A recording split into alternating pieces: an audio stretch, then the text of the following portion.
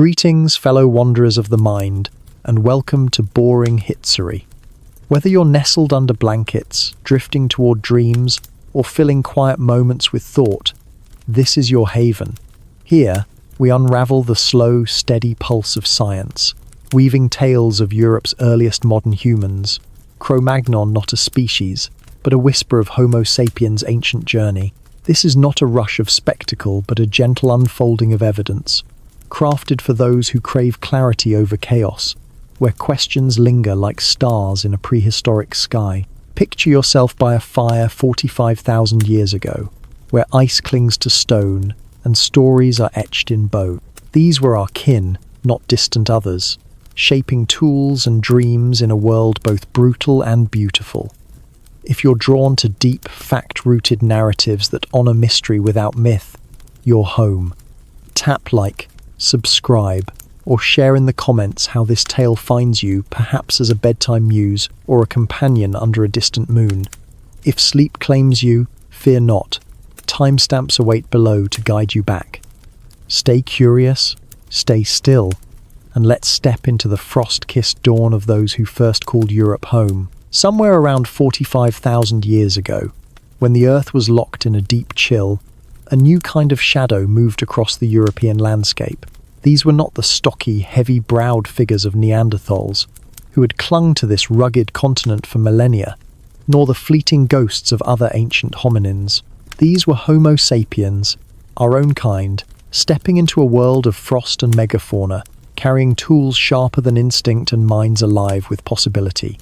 This is not the story of their triumph, but of their arrival, a quiet, persistent entry into a land already claimed by ice and beasts.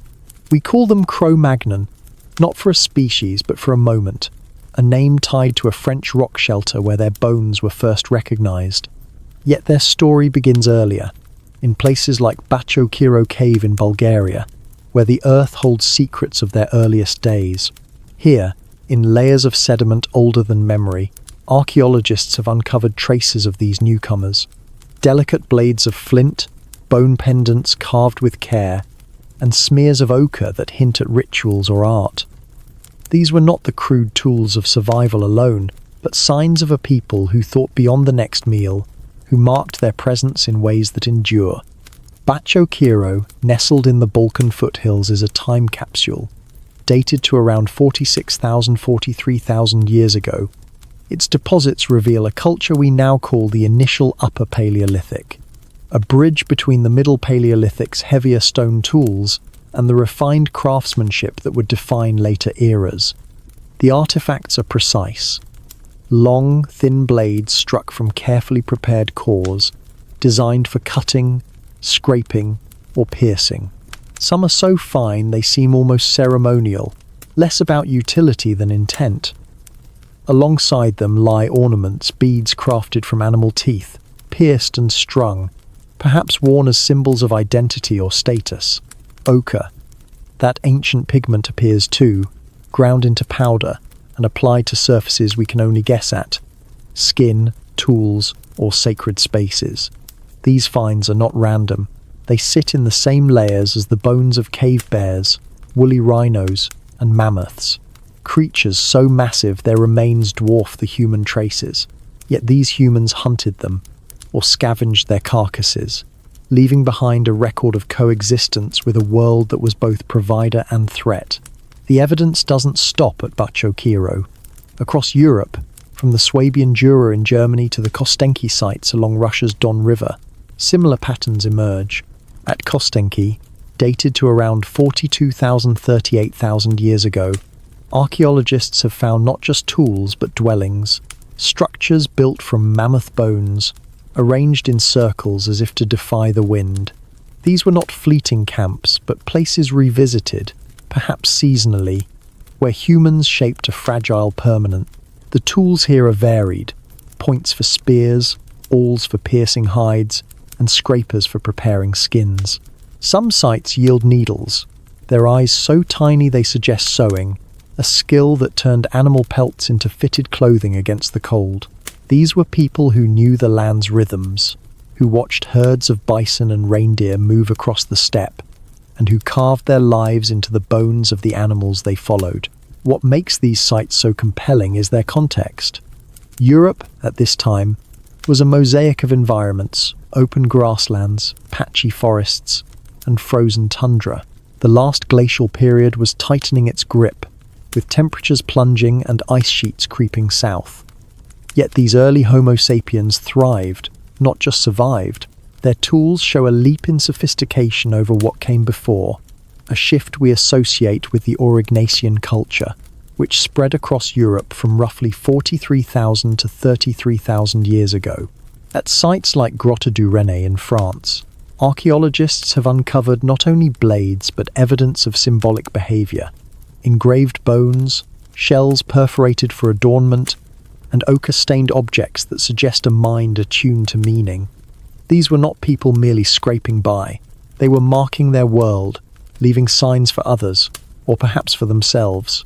The presence of extinct megafauna in these sites tells another layer of the story. At Bacho Quiro, the bones of cave bears are scored with cut marks, evidence of human butchery or scavenging. In Kostenki, mammoth remains are so abundant they were used not just for food but for construction ribs and tusks, forming the frames of shelters. These animals were not just prey, they were the architecture of survival. Woolly rhinos, giant deer, and steppe bison appear too, their bones often bearing the marks of human tools. Yet the relationship was not one-sided. The megafauna shaped the humans as much as the humans shaped them. Hunting a mammoth required planning, cooperation, and tools that could pierce thick hides. Scavenging a rhino carcass demanded knowledge of where predators left their kills. These early Homo sapiens were not passive wanderers. They were active participants in a landscape alive with danger and opportunity. But who were these people, beyond their tools and bones? We know them through fragments: teeth, jawbones, a skull fragment here or there. At Bacho Quiro, a few human fossils confirm their identity as Homo sapiens, with slender features and high foreheads distinct from the robust Neanderthals who still roam nearby. Genetic studies of these remains reveal something more: traces of Neanderthal DNA, suggesting interbreeding in the generations before their arrival. This was not a clean replacement, but a tangled meeting, where ideas, genes, and perhaps tools were exchanged. At sites like Oase Cave in Romania, dated to around 40,000 years ago, a human jawbone carries up to 9% Neanderthal ancestry, a signal of recent mixing. These early Europeans were not just newcomers, they were hybrids, carrying echoes of an older world in their blood. The artifacts also hint at a social world we can only imagine. The beads and pendants suggest adornment, perhaps signaling group identity, status, or even beauty. Ochre, used across cultures for millennia, might have marked rituals, decorated bodies, or served practical purposes like preserving hides. At Kostenki, a figurine carved from mammoth ivory depicts a human form, its features abstract but deliberate. Was it art? A spiritual object? A child's toy? We don't know, but its presence speaks of a mind that created for creation's sake. These people were not just surviving the ice, they were dreaming in it, leaving traces of a culture that reached beyond the immediate. The arrival wasn't a single event, but a slow seep, a movement of small bands across a vast continent.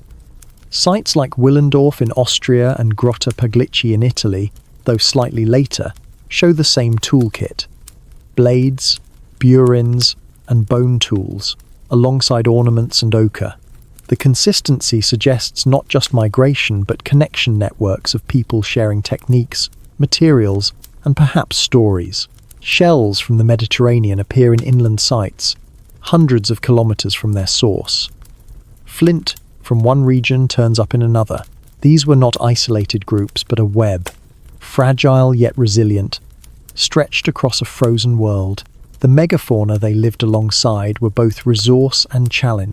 At Sunghir in Russia, dated to around 34,000 years ago, a burial site reveals not just tools but extravagance. Two young individuals interred with thousands of ivory beads, fox teeth, and mammoth tusk spears. The labor to create such a grave suggests a society with time, with hierarchy, or with reverence for the dead. Nearby, the bones of mammoths and reindeer bear cut marks, showing a diet rich in large game. Yet these animals were disappearing. Climate shifts and human hunting were thinning their herds, forcing these early Europeans to adapt, to track smaller prey, to move more often, or to innovate. The question of their arrival is also a question of why they succeeded. Neanderthals, with their own tools and fire, had survived Europe's cold for hundreds of thousands of years. Yet within a few millennia of Homo sapiens' arrival, Neanderthals were gone. Sites like Spy Cave in Belgium show Neanderthal tools giving way to those of Homo sapiens, sometimes in the same layers. Was it competition, disease, climate, or something subtler, like cultural adaptability? The tools of these early Homo sapiens were not just sharper, they were versatile, designed for a range of tasks from hunting to sewing to carving. Their shelters, like those at Kostenki, suggest planning for long-term stays. Their art and ornaments hint at a social cohesion that may have outpaced their rivals. Yet the story is not one of conquest, it's one of presence. At Bacho Kiro, the earliest layers show no signs of violence, no shattered bones or burned camps. These people arrived, settled, and began to reshape their world, not by force but by persistence. Their tools were not just for killing but for living, cutting hides, shaping bone, marking stone. The ochre they used might have been practical, but it also suggests a mind that saw beyond utility, that painted meaning onto a harsh world. The megafauna they hunted or scavenged were not just food but symbols, their bones woven into the structures of life. This arrival, then, is not a single moment but a process, a slow weaving of human lives into a landscape that was both home and adversary. The evidence from Bacho Kiro, Kostenki, and beyond shows a people who were not just surviving but creating, not just passing through but staying. They were not Cro-Magnon as a species, but as a culture, a way of being human in a world that no longer exists. Their tools, their ornaments, their ochre-stained hands speak of a beginning, not the first humans, but the first to leave a mark we can still read, a mark that says they were here and they were us. When we speak of Cro-Magnon, the name conjures images of ancient figures huddled against the cold, their lives etched in stone and bone. But let's pause to unravel a truth often clouded by time. Cro-Magnon is not a species, not a separate branch of humanity, but a label for our own kind. Homo sapiens caught in a fleeting, pivotal moment. These were people as human as you or I, their DNA woven from the same threads, their minds capable of the same dreams and fears. The name itself comes from a place, a rock shelter in the Dordogne Valley of France called Abri de Cro-Magnon, where, in 1868, workers uncovered bones that whispered of a past both distant and familiar. These were not aliens or oddities, but our ancestors, living between 45,000 and 10,000 years ago, during a time we call the Upper Paleolithic, a chapter when humanity began to paint its story in bolder strokes. To call them Cro-Magnon is not to mark a biological divide, but to honor a cultural dawn, a period when tools, art, and ideas began to shape a world that still echoes in ours. The Abri de Cro-Magnon, perched above the Vézère River, was a modest stage for such a revelation. The shelter, carved by time into limestone cliffs, held the remains of 5 individuals, men, women, a child buried with care, their bones surrounded by shells and animal teeth pierced for adornment. These were not random scatterings but deliberate graves, suggesting a people who mourned, who remembered, who marked their dead with meaning. Dated to around 28,000 years ago, these remains were among the first to be recognized as early modern humans in Europe, distinct from the Neanderthals who had preceded them. But the label Cro-Magnon stuck, not as a scientific category but as a shorthand, a way to capture the essence of these early Homo sapiens who walked a continent gripped by ice.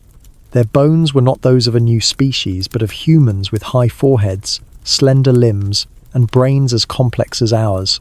capable of crafting tools, telling stories, and imagining futures. To understand why Cro-Magnon is not a species, we must first peel back the layers of misunderstanding. In the 19th century, when the bones were found, science was grappling with humanity's place in the deep past. Darwin's ideas were new, and the discovery of ancient human remains sparked debate. Were these Cro-Magnon people a different kind of human? A missing link? The truth, revealed by decades of study, is simpler yet profound.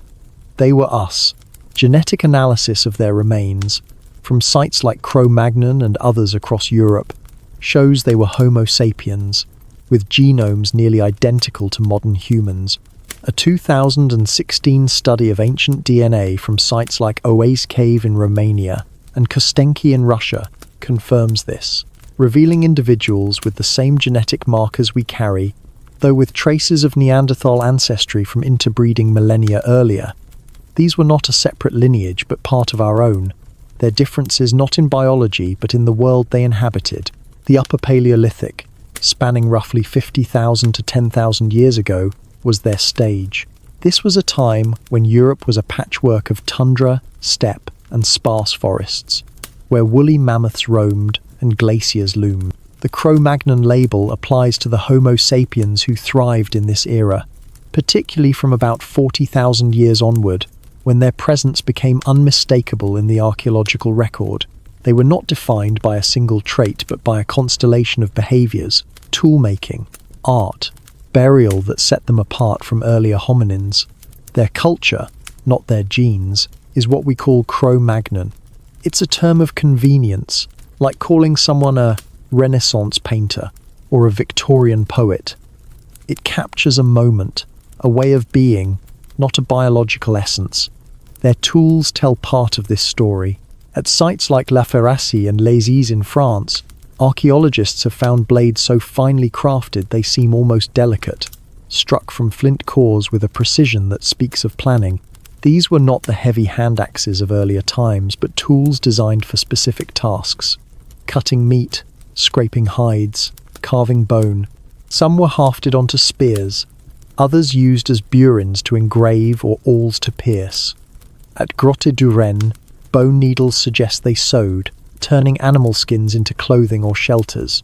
These innovations were not unique to one place, but spread across Europe, from the Aurignacian culture, 33,000 years ago, to the later Gravettian and Magdalenian periods. Each phase brought refinements, from spear throwers to cave paintings, that marked a cultural flowering. Beyond tools, their symbolic world sets them apart. At Cro-Magnon itself, the burials included ornaments, shells, teeth, and ivory beads, suggesting a sense of identity or ritual. Across Europe, sites like Sungir in Russia reveal even more elaborate graves, with individuals adorned in thousands of beads, a labor-intensive act that hints at social complexity. Cave art, from Chauvet's vivid lions to Lascaux's galloping horses, shows a mind that could abstract, imagine, and communicate beyond the immediate. These were not just survival strategies, but expressions of something deeper, perhaps spirituality, perhaps storytelling, perhaps a way to make sense of a world where survival was never certain. These acts, not their genes, define the Cro-Magnon moment. Genetics reinforces this unity. Modern studies, like those from the Max Planck Institute, show that Upper Paleolithic Europeans were part of a broader Homo sapiens population that spread from Africa around 60,050 years ago. By the time they reached Europe, they had already diversified, but their core genetic makeup was ours. A 2020 analysis of a 34,000-year-old skull from Russia's Kostenki 14 site revealed a genome closely aligned with modern Europeans, with minor variations shaped by isolation and adaptation. These people were not a distinct species, but a population adapting to a specific time and place, their lives shaped by the cold, the hunt, and the need to connect. The confusion about Cro-Magnon as a species comes from early anthropology, when physical differences in ancient bones like robust skulls or strong limbs were mistaken for deeper divides. Neanderthals, with their heavier brows and stockier frames, were a clear contrast, and early researchers assumed Cro-Magnon might be another such group, but skeletal analysis shows otherwise. The Cro-Magnon individuals had features we recognize: high foreheads, narrow noses, and chins that mirror ours. Their robustness was not a species trait, but an adaptation to a harsh environment, where physical demands and diet shaped stronger bones. A 2018 study comparing Cro-Magnon and modern human skeletons found no significant differences beyond those expected from lifestyle, like thicker leg bones from constant walking. The cultural moment of Cro-Magnon is what endures. The Upper Paleolithic was a time of transformation, when Homo sapiens didn't just survive but reshaped their world. At Dolní Věstonice in the Czech Republic, 26,000 years ago, they fired clay into figurines, among the earliest known ceramics. At Altamira in Spain, they painted bison so vivid they seemed to breathe. These were not the acts of a different species, but of humans, exploring what it meant to be human. Their tools, art, and burials were not just functional but symbolic, a way to claim space in a world of ice and predators. This cultural lens also explains why Cro-Magnon is a term of convenience, not precision. It encompasses many groups: Aurignacian, Gravettian, Magdalenian, each with distinct practices but united by their humanity. Some argue the term is outdated, too tied to a single site to capture the diversity of Upper Paleolithic Europe. Yet it persists, a poetic nod to those who first carried our form into this frozen land. They were not a monolithic people, but bands of hunters, gatherers, and artists, connected by shared needs and innovations. Their story also challenges our sense of separation. We often imagine ancient humans as other, their lives alien to our own, but the Cro-Magnon moment shows continuity. Their genes flow in us, their tools foreshadow our technology, their art echoes our need to create. At sites like Goyet in Belgium, where human bones bear cut marks alongside those of animals, we see not savagery but survival, perhaps even ritual. These were people who faced the same existential questions we do, who looked at the stars and wondered, who buried their dead with care. So, Cro-Magnon is not a species but a mirror. It reflects Homo sapiens at a crossroads, stepping into a new land with tools and ideas that would shape the future. The Abri de Cro-Magnon, with its quiet graves, is just one chapter in a story written across Europe's caves, steppes, and rivers. These people were not defined by what set them apart, but by what binds them to us, a capacity to adapt, to create, to endure. As we trace their lives through flint and ochre, we see not a distant ancestor but ourselves, standing at the edge of a cold dawn, ready to leave a mark. Imagine a world where the wind howls across open steppes, where ice clings to the edges of cliffs, and where small bands of humans carve out a life among giants, mammoths, rhinos, and bears that dwarf their fragile shelters. This is Europe, 43,000 to 33,000 years ago, a time when Homo sapiens, our own kind, began to leave marks not just of survival but of something deeper. We call this the Aurignacian culture, a name for a way of life that stretched across a frozen continent, from the Atlantic shores to the Russian plains. These were not just hunters or gatherers, but tool makers and artists, people whose hands shaped flint into blades, bone into ornaments, and cave walls into stories. Their creations, sharp, delicate, deliberate, reveal a mind that saw beyond the immediate, that wove meaning into the raw materials of a harsh world. This is the story of their craft, their art, and the quiet brilliance of a people who turned stone and shadow into something eternal. The Aurignacian period marks a shift, a moment when human ingenuity began to outpace mere necessity. Across sites from France's Dordogne Valley to Germany's Swabian Jura, archaeologists have uncovered tools that speak of precision and purpose. Flint, abundant in Europe's riverbeds, was their canvas. They struck it with a technique called soft hammer percussion, using antler or bone to chip away flakes, creating blades so thin and sharp they could slice through hide or flesh with ease. These were not the crude choppers of earlier eras, but specialized tools, long, narrow blades for cutting, burins for engraving, and scrapers for preparing skins. At sites like Abri-Pataud in France, dated to around 40,000 years ago, these tools appear in abundance. Their edges worn from use but crafted with a care that suggests pride, perhaps even ritual. Bone and antler were just as vital.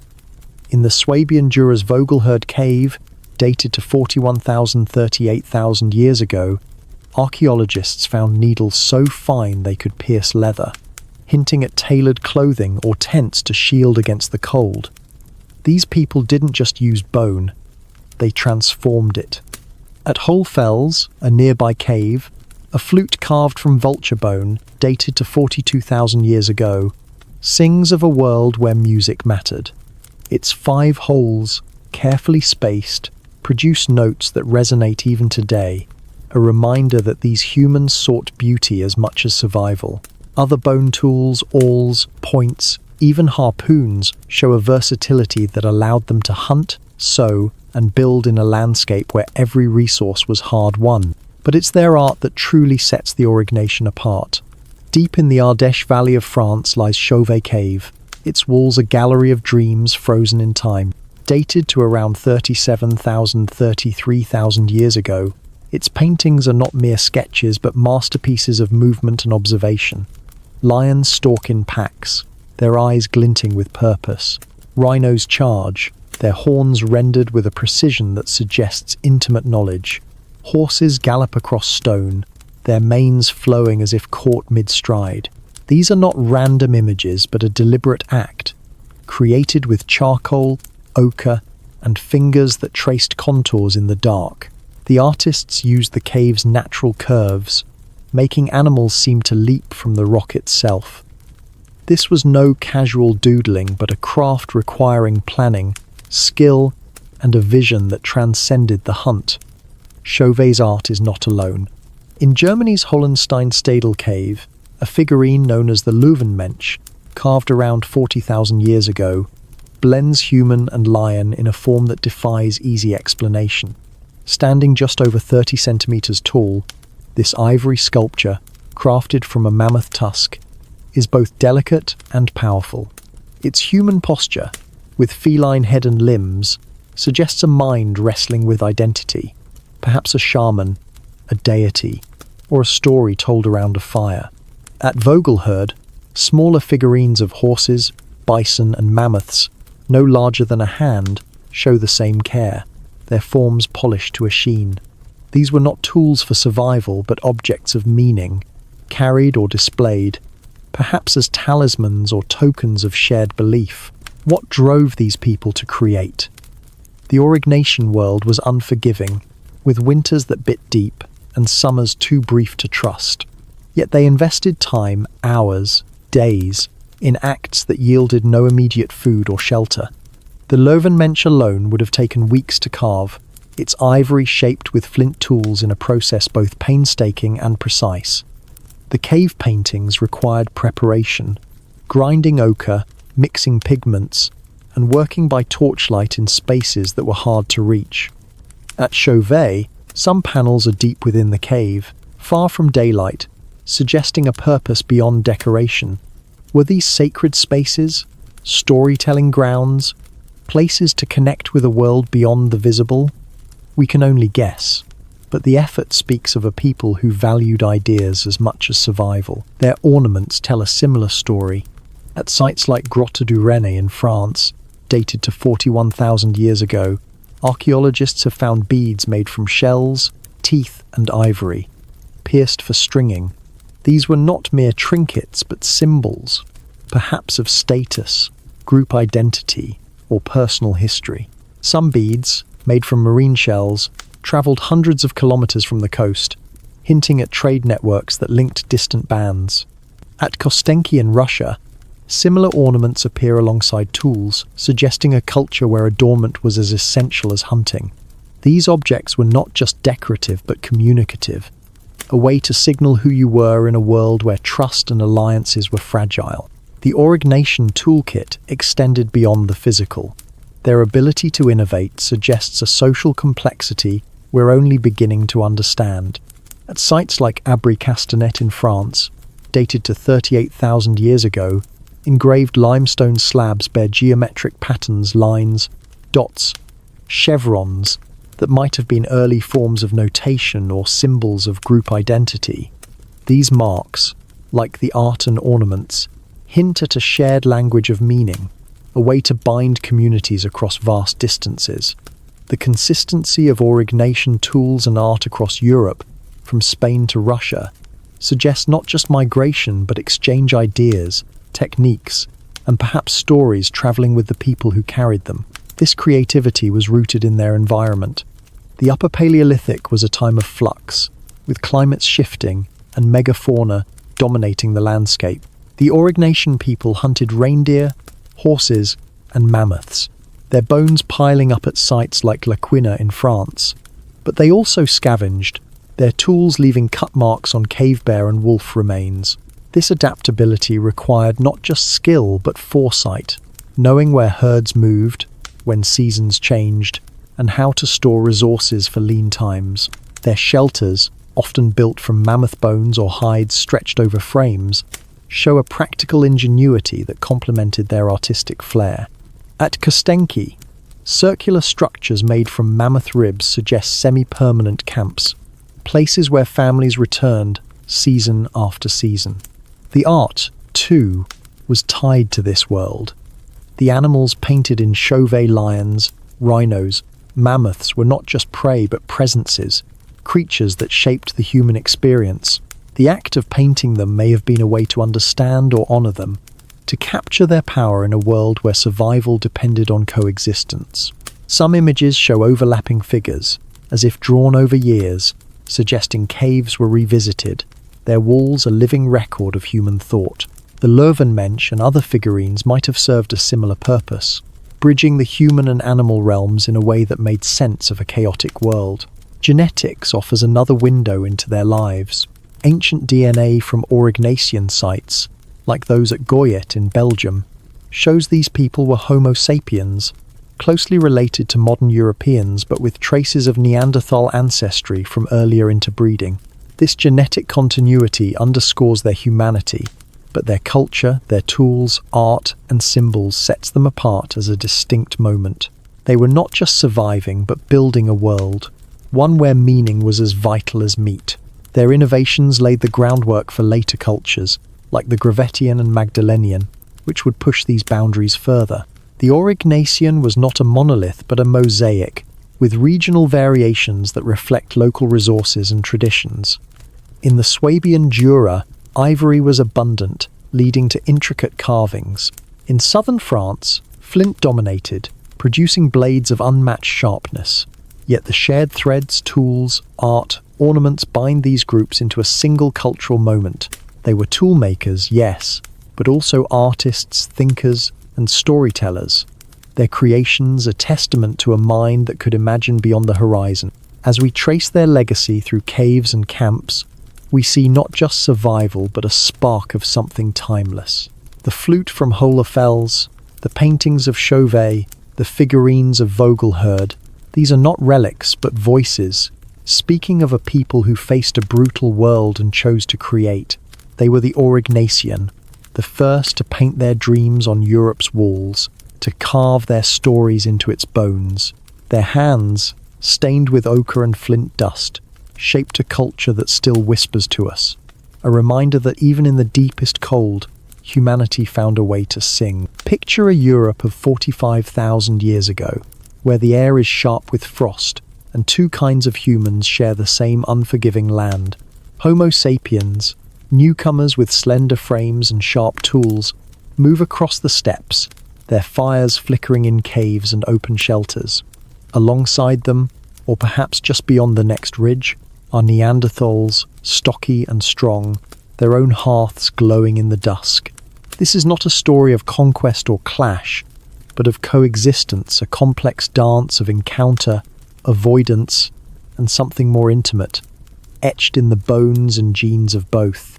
The Upper Paleolithic, from 45,000 to 35,000 years ago, was a time when these two peoples overlapped, their lives intertwined in ways we're only beginning to unravel. Archaeological sites and ancient DNA reveal a relationship that was neither simple rivalry nor peaceful harmony, but a tapestry of competition, exchange, and fleeting moments of connection that left echoes in our blood. The stage for this coexistence was a Europe gripped by cold. Glaciers loomed in the north, and the landscape was a mosaic of tundra, sparse forests, and grasslands roamed by mammoths and reindeer. Neanderthals had thrived here for over 200,000 years. Their robust bodies adapted to the chill, their tools heavy flint points and scrapers suited to a life of hunting and scavenging. Then came Homo sapiens, arriving from warmer lands, their tools lighter, their minds weaving new ways to survive. Sites like Bachokiro in Bulgaria, dated to 43,000 years ago, mark the sapiens' early presence, with delicate blades and bone ornaments that contrast with the heavier Neanderthal toolkit. Yet in caves like Grotte du Renne in France, dated to around 41,000 years ago, we find both.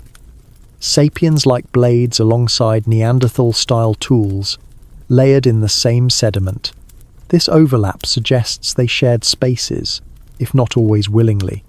What did these encounters look like? The archaeological record offers clues but no clear script. At Spy Cave in Belgium, dated to around 40,000 years ago, Neanderthal bones lie close to sapiens' tools, hinting at proximity, perhaps even alternation of camps. The tools don't mingle as equals. Neanderthal Mousterian points, broad and sturdy, contrast with the finer Aurignacian blades of sapiens, but their presence in the same layers suggests a landscape where both groups hunted, slept, and lived within reach of each other. Did they meet face to face, eyeing each other warily across a valley? Did they trade, fight, or simply pass like ships in the fog? The evidence is silent on intent, but it speaks of presence, of two peoples navigating the same world. Genetic evidence adds a deeper layer. In 2010, the sequencing of a Neanderthal genome from Vindija Cave in Croatia revealed something startling. Modern humans outside Africa carry 1–2% Neanderthal DNA, a signal of interbreeding. This wasn't a one-time event, but a series of encounters, likely between 50,000 and 40,000 years ago, when sapiens first entered Europe. A jawbone from Oase Cave in Romania, dated to 42,000–37,000 years ago, tells a vivid story. Its owner, a Homo sapiens, had 6–9% Neanderthal ancestry, suggesting a Neanderthal ancestor just 4 to 6 generations back. This was not distant history, but a recent mingling, perhaps a union in a cave or a fleeting moment under the stars. The genes flowed both ways. Some Neanderthal populations, like those at Mezmayskaya Cave in Russia, show traces of sapiens DNA, though fainter. Interbreeding implies closeness, but not necessarily peace. The Oase individuals' high Neanderthal ancestry suggests small groups, where a single union could leave a strong genetic mark. These were not vast societies, but bands of dozens, maybe hundreds, where encounters were personal, not political. Did a sapiens woman join a Neanderthal group, or a Neanderthal man find a place among sapiens? The bones don't say, but the DNA whispers of moments when barriers fell, when curiosity or necessity bridged the divide. These unions produced children who survived, carrying their mixed heritage into the future. Today, every non-African human carries a piece of this story, a legacy of those ancient meetings. Archaeology hints at other forms of exchange. At Grotte du Renne, ornaments like pierced shells and ivory beads, typically linked to sapiens, appear in layers with Neanderthal tools. Some argue Neanderthals made these themselves, perhaps imitating sapiens or trading for them. At Arcy-sur-Cure in France, similar finds bone tools, pendants blur the line between the two groups. Were Neanderthals adopting sapiens techniques, or were sapiens borrowing Neanderthal spaces? The evidence is contested. Some see cultural diffusion, others see sapiens occupying old Neanderthal sites. Either way, the overlap suggests interaction, whether through trade, imitation, or competition for the same caves and hunting grounds. Competition is a strong thread in this story. Europe's resources, game, flint, shelter, were finite, especially as the climate grew harsher. Sites like La Quina in France show Neanderthal camps with butchered reindeer and horse bones, but nearby Aurignacian sites, like Abri Pataud, show sapiens hunting the same species. Both groups targeted large game, their tools designed for piercing thick hides. This overlap in diet and territory likely strained relations. At Les Roars in France, dated to 40,000 years ago, sapiens' tools appear alongside Neanderthal remains, some with cut marks suggesting violence or ritual. Was this conflict, scavenging, or something else? The bones are ambiguous, but they hint at tension, a struggle for space in a crowded landscape. Yet coexistence wasn't always hostile. At Kostenki in Russia, dated to 42,000–38,000 years ago, sapiens built shelters from mammoth bones, while Neanderthal sites nearby show similar use of resources. Both groups adapted to the same environment, hunting the same herds, using the same rivers. This shared reliance suggests a kind of uneasy tolerance, where avoidance might have been the norm, but encounters were inevitable. A 2019 study of site distribution in Europe shows sapiens and Neanderthals often used adjacent valleys, close enough to know of each other, but far enough to minimize conflict. This was not harmony but pragmatism, a way to share a harsh world without constant war. The tools tell a story of difference and adaptation. Neanderthal Mousterian technology, with its heavy points and scrapers, was effective but conservative, refined over millennia for reliability. Sapiens' Aurignacian toolkit, with its light blades and bone tools, was versatile, designed for a range of tasks from sewing to carving. At sites like Goye, where both tool types appear, sapiens' tools often dominate the upper layers, suggesting they outlasted Neanderthals. Some argue this technological edge gave sapiens an advantage, allowing them to exploit resources more efficiently. Others point to social factors. Sapiens' trade networks, evident in shells moved hundreds of kilometers, suggest larger, more connected groups. Neanderthals with smaller ranges may have been less resilient to change. The decline of Neanderthals, by around 39,000 years ago, is a puzzle tied to this coexistence. At sites like Zafaria in Spain, Neanderthal remains persist late, around 38,000 years ago, but sapiens dominate soon after. Climate change, peaking during the Heinrich event around 40,000 years ago, brought colder, drier conditions, stressing resources. Sapiens, with their adaptable tools and wider networks, may have weathered this better. Disease is another theory. Sapiens, coming from Africa, might have carried pathogens to which Neanderthals had no immunity. A 2021 study suggests this, noting parallels with later human migrations. Yet no single cause explains it. The overlap of sites, genes and tools points to a gradual fading, not a sudden end. The art of this period adds another dimension. Sapiens' Chauvet cave paintings, dated to 37,000–33,000 years ago, show a complexity Neanderthals rarely matched. But at El Castillo in Spain, hand stencils dated to 41,000 years ago might be Neanderthal, suggesting they, too, had symbolic minds. If so, encounters may have included shared ideas, sapiens learning from Neanderthal knowledge of the land, Neanderthals adopting sapiens' ornaments or techniques. This exchange, subtle and unrecorded, could have shaped both groups, blurring their differences even as they competed. The story of coexistence is not one of heroes and villains, but of two peoples, each human in their way, navigating a world that demanded everything. The genetic legacy, those traces of Neanderthal DNA in us, speaks of moments when they saw each other, not as enemies but as kin, however briefly. The archaeological overlap, with its shared caves and hunted herds, tells of a landscape too vast and too harsh for isolation. The tools and art, distinct yet occasionally mingled, hint at a dialogue, however tense. These early sapiens and Neanderthals were not so different, both lit fires, both buried their dead, both faced the same cold dawns. Their coexistence, marked by competition, exchange, and fleeting intimacy, shaped the Europe they left behind, a continent where one kind of human would fade and another would endure, carrying echoes of both in their bones. The wind howls across a landscape of frost and grass, where the horizon is jagged with ice and the ground crunches underfoot.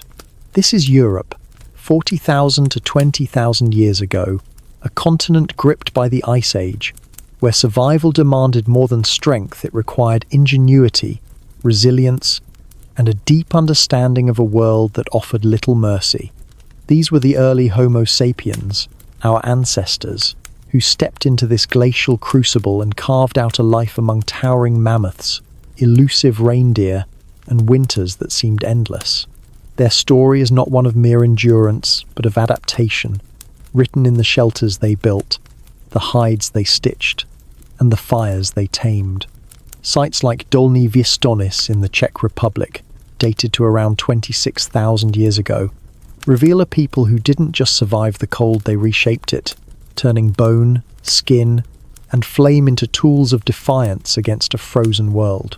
The Ice Age was not a single, unchanging freeze, but a series of climatic pulses, with temperatures swinging between bitter cold and brief thaws. During the Gravettian period, roughly 33,000 to 22,000 years ago, Europe was a patchwork of tundra and steppe, dotted with sparse forests and rivers locked in ice. The air was dry, the winds relentless, and the sun often a distant memory behind clouds. Yet humans thrived, their lives anchored in camps that balanced mobility with permanence. At Dolní Věstonice, nestled in a Moravian valley, archaeologists have uncovered traces of their ingenuity. Shelters built from the bones of mammoths, their massive ribs and tusks arranged in circular frames to hold hides or sod against the wind.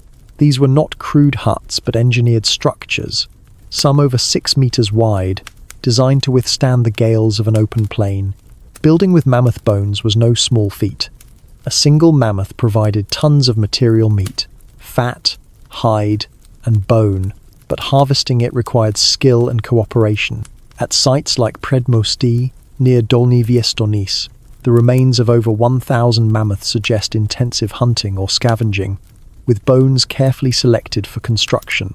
Tusks were used as arches, ribs as supports, and skulls as anchors, sunk into the ground to stabilize the frame. These shelters were not just practical but symbolic, a testament to a people who turned the giants of their world into homes.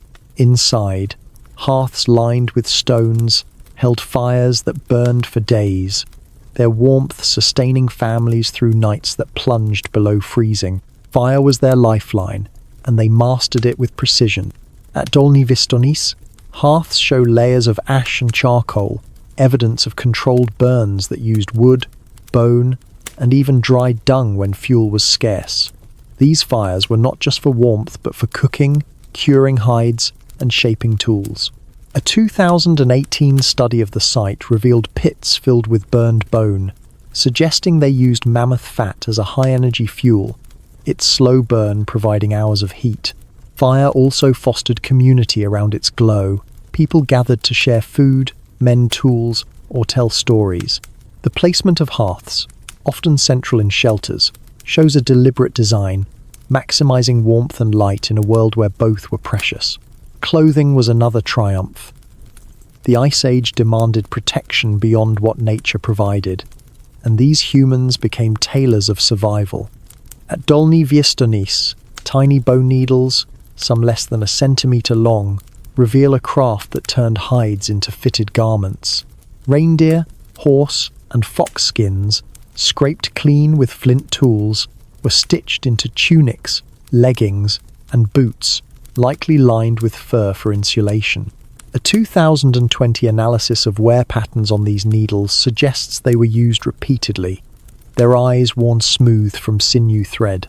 Some sites, like Sungir in Russia, yield burials with thousands of ivory beads, hinting at decorated clothing, perhaps for warmth but also for status or ritual. These garments were not just functional but a statement of skill, a way to assert humanity against the cold. Their diet was as adaptive as their shelters. The steppes teemed with game reindeer, horses, bison, but hunting required strategy.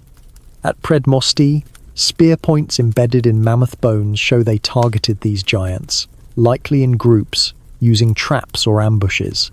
Smaller game, like hares and foxes, filled gaps when herds were scarce.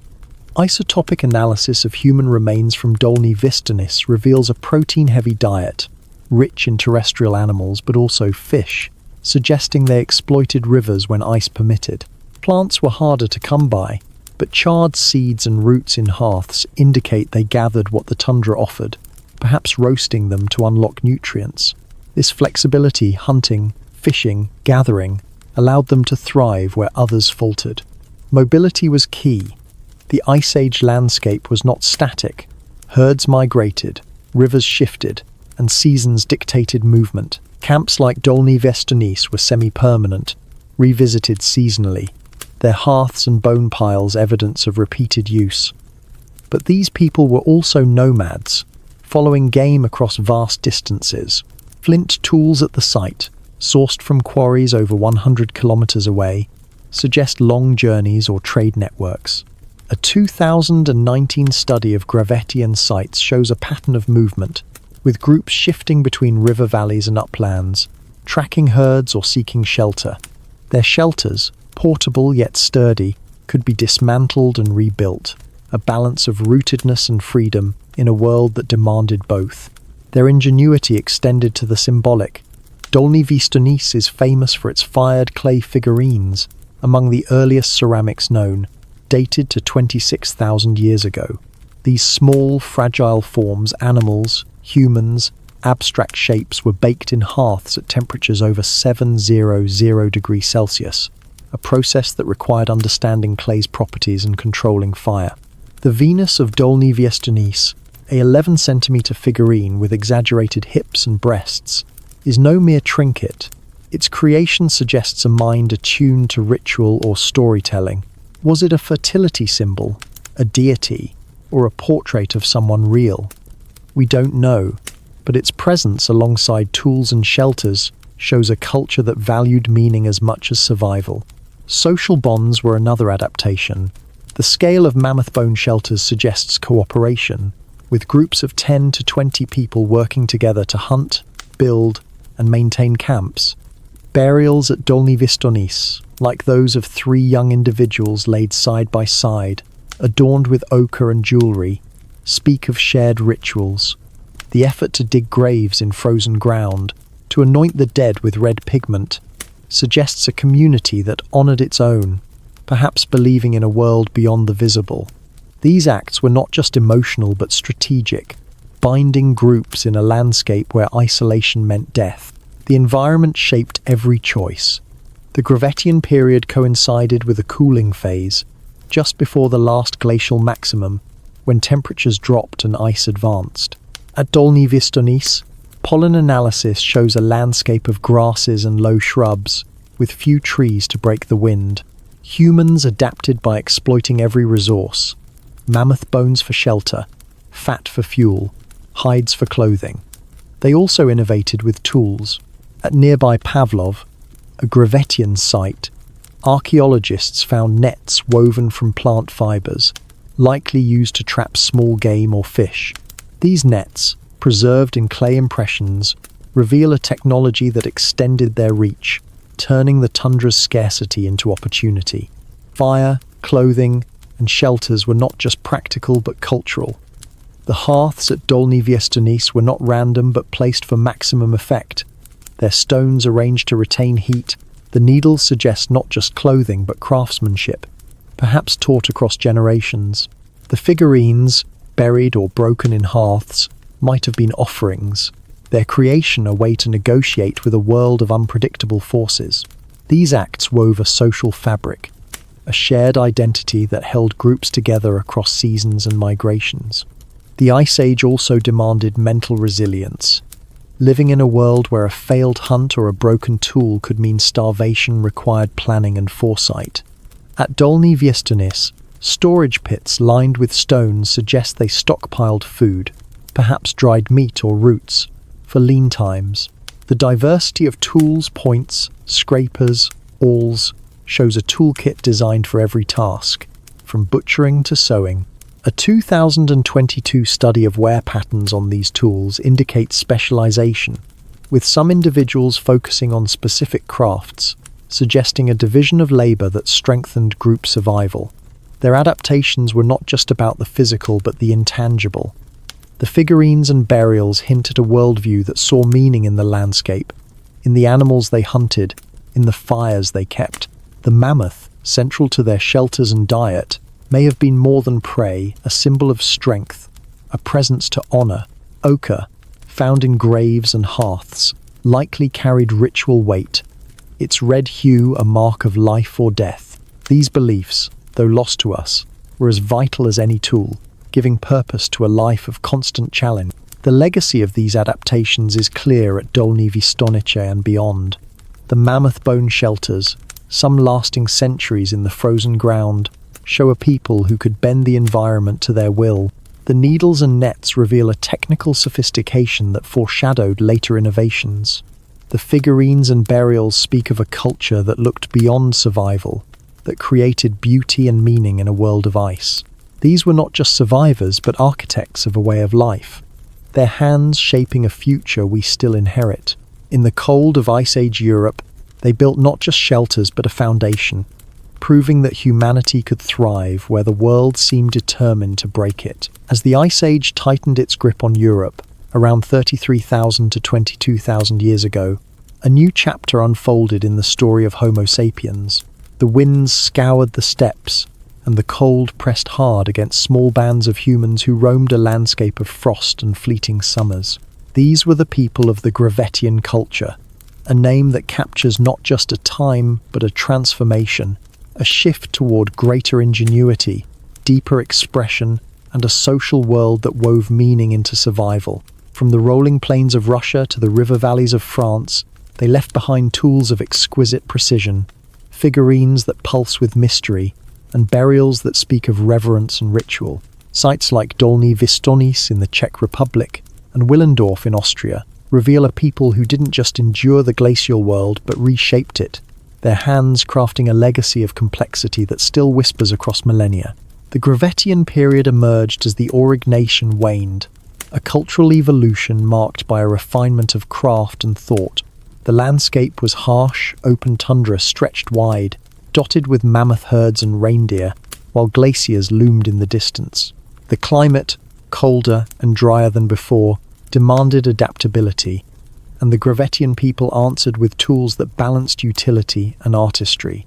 At Pavlov, near Dolní Věstonice, dated to around 29,000, 25,000 years ago, archaeologists uncovered flint blades so fine they seem almost delicate, their edges honed for cutting meat or scraping hides. These were not random strikes, but the work of skilled hands, using techniques like pressure flaking to shape tools with precision. Alongside blades, they crafted points for spears, some with grooves for hafting, showing a technology designed for hunting the swift and the massive alike. Bone and ivory were just as vital. At Kostyonki in Russia, dated to 32,000, 27,000 years ago, tools made from mammoth tusks and reindeer antlers reveal a mastery of organic materials. Needles, thin as slivers, suggest tailored clothing, fox or wolf hides stitched into garments that shielded against the biting cold. Awls and harpoons, found in abundance, point to a life of hunting and fishing, with nets woven from plant fibers, their impressions preserved in clay at Pavlov. These tools were not just functional but versatile, designed for a world where a single misstep could mean starvation. A 2020 study of wear patterns on these artifacts shows specialization. Some tools used solely for carving, others for piercing, hinting at a division of labor, where individuals honed specific skills to serve the group. The Gravettian culture is perhaps best known for its Venus figurines, small sculptures that capture the imagination with their enigmatic forms. The Venus of Willendorf, found in Austria and dated to around 30,000, 25,000 years ago, is a palm-sized limestone figure, its curves exaggerated full hips, rounded breasts, a faceless head adorned with braided patterns. Carved with care, its surface polished smooth, it speaks of time and intent, a creation that went beyond utility. Similar figurines appear across Europe at Dolní Věstonice, a clay Venus baked in a hearth. At Kostionki, ivory figures with delicate limbs. Were these symbols of fertility, deities, or portraits of real women? The lack of faces suggests abstraction, perhaps a focus on the universal rather than the individual. A 2019 analysis of their contexts, often found near hearths or in pits, suggests ritual use, perhaps offerings or talismans to invoke protection or abundance. These figurines were not solitary acts but part of a broader artistic pulse. At Dolní Věstonice, archaeologists found dozens of clay sculptures, animals, humans, abstract shapes, fired at temperatures over 700 degrees Celsius, a technological leap that marks the earliest known ceramics. Crafting these required not just skill but knowledge of clay's properties, a process of trial and error in a world where time was precious. Some figurines were deliberately broken, perhaps as part of rituals, their fragments scattered in hearths. Others, like the animal figures at Pavlov, show wear from handling, as if carried or passed among the group. This art was not decoration but communication, a way to bind people to each other and to the forces they revered. Burials offer the clearest glimpse of Gravettian social complexity. At Sunghir, in Russia, dated to 31,000 years ago, 2 young individuals were laid to rest with extraordinary care. Their bodies, dusted with red ochre, were adorned with over 13,000 ivory beads, each painstakingly carved and drilled, representing months of labor. Fox teeth, polished shells, and mammoth tusk lances accompanied them, suggesting not just mourning, but a belief in a journey beyond death. At Dolní Věstonice, a triple burial, 3 young adults, one with skeletal anomalies, lay side by side, their bodies aligned, one grasping another's hand, ochre staining their bones. The effort to dig graves in frozen soil, to adorn the dead with such wealth, points to a society with hierarchy or ritual, where death was not an end but a passage. These burials were not isolated. At Predmosty, a mass burial of 20 individuals, dated to 25,000 years ago, included men, women, and children, their bodies arranged in a crescent, covered in ochre and stone slabs. Some wore necklaces of wolf and fox teeth, others clutched tools or ornaments. The scale suggests a communal act, perhaps a response to tragedy or a ritual to honor the group. A 2021 study of these burials notes the diversity of adornments, suggesting individual roles: hunters, artisans, perhaps spiritual leaders. The ochre, a constant in these graves, likely carried deep meaning, its red hue evoking blood, life, or the earth itself. These were not simple farewells, but ceremonies that reinforced social bonds, tying the living to the dead. The Gravettian economy was as complex as its rituals. Hunting was central, with mammoth, reindeer, and horse dominating the diet.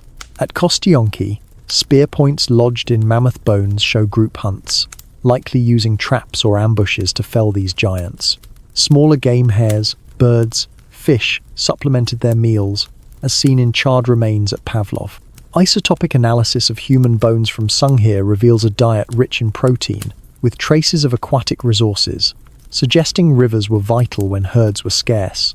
Plants, though sparse, were gathered seeds and roots found in hearths indicate a knowledge of the tundra's offerings. Storage pits at Dolní Věstonice, lined with stones, suggest they planned for lean times, drying meat, or caching roots to survive winter. Trade networks wove these communities together. At Willendorf, marine shells from the Mediterranean, over 500 kilometers away, appear alongside local flint. At Kostionki, amber from the Baltic coast hints at long-distance exchange, perhaps carried by wandering bands or passed hand to hand. These networks were not just economic but social, linking groups across a fragmented landscape.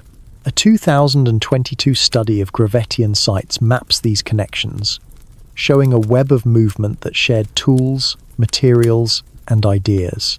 The similarity of Venus figurines across distant sites, Willendorf, Dolní Věstonice, Gagarino, suggests a shared cultural language, a way to affirm identity in a world of constant migration.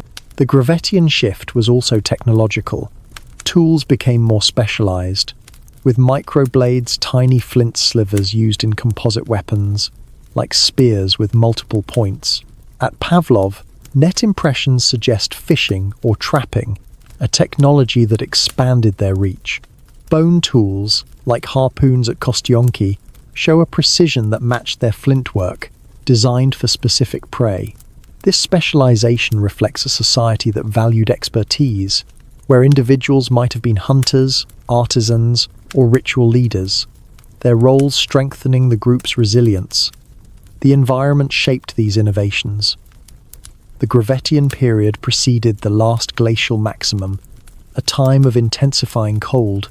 Pollen records from Dolní Věstonice show a landscape of grasses and low shrubs, with few trees to break the wind. Shelters, often built from mammoth bones, were anchored against gales, their hides sewn tight with bone needles. Hearths, lined with stones, burned bone and fat when wood was scarce, their placement central to communal life. These adaptations were not just practical but cultural, a way to assert control over a world that offered little stability. The Gravettian people also left a spiritual mark. The Venus figurines, with their exaggerated forms, might have embodied fertility, survival, or the feminine as a force of creation. The burials, with their ochre and ornaments, suggest a belief in an afterlife or a need to honor the dead. At Gagarino in Russia, a hut filled with figurines and tools suggests a ritual space, perhaps where stories were told or spirits invoked. These acts were not separate from survival but part of it, giving meaning to a life of constant challenge.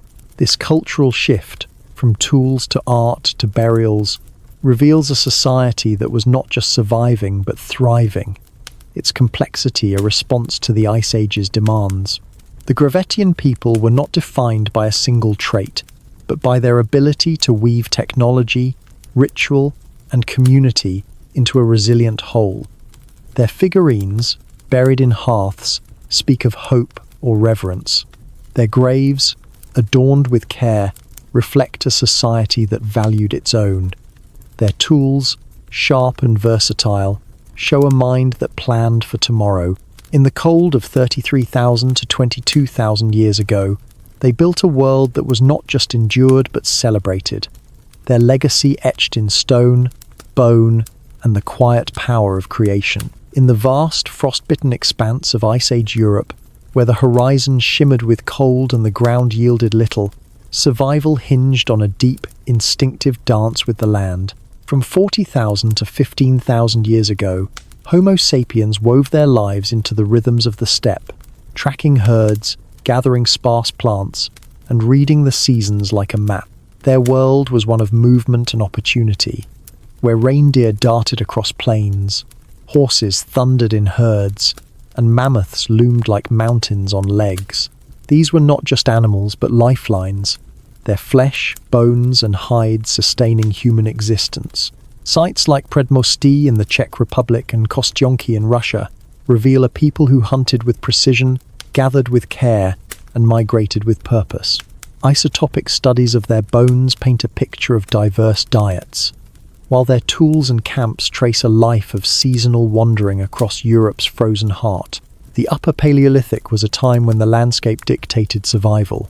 The steppes, stretching from the Atlantic to the Russian plains, were a sea of grass and ice, broken by rivers and hills. Winters were long, summers fleeting, and the animals that roamed this world were both bounty and challenge. Reindeer, with their swift hooves and thick pelts, were a staple. At sites like L'Aquina in France, dated to 38,000, 35,000 years ago, piles of reindeer bones bear cut marks from flint blades, evidence of systematic butchery. These animals provided meat, fat, and hides, their antlers carved into tools or ornaments. A single reindeer could feed a small band for days, its hide sewn into clothing, its sinew twisted into thread. Horses, too, were vital. Faster and leaner than mammoths, they roamed in herds across the open steppe, demanding skill to hunt. At Kostyonki, dated to 27,000 years ago, horse bones outnumber others, their skulls and limbs scored with marks from spears and knives. These were not easy. Prey-hunting horses required coordination, perhaps driving them into natural traps like ravines or rivers. A 2018 study of spear points from the site shows barbed designs, suggesting weapons crafted for deep wounds, ensuring a kill before the herd scattered. Horses offered lean meat, marrow-rich bones, and hides for shelters, their speed a challenge that sharpened human strategy. Mammoths, the giants of the Ice Age, were a rarer but monumental prize. Their size up to 4 meters tall, with tusks curling like scythes, made them both a resource and a risk. At Predmosty, dated to 25,000 years ago, the remains of over 1,000 mammoths suggest a site of intensive hunting or scavenging. Bones, stacked in heaps, were used not just for food but for building. Ribs and tusks formed the frames of shelters, their weight anchoring hides against the wind. A 2020 analysis of cut marks shows humans targeted meat and fat, stripping carcasses with precision. Hunting a mammoth likely required groups working together, using traps or fire to corner these behemoths. Their success a testament to planning and courage.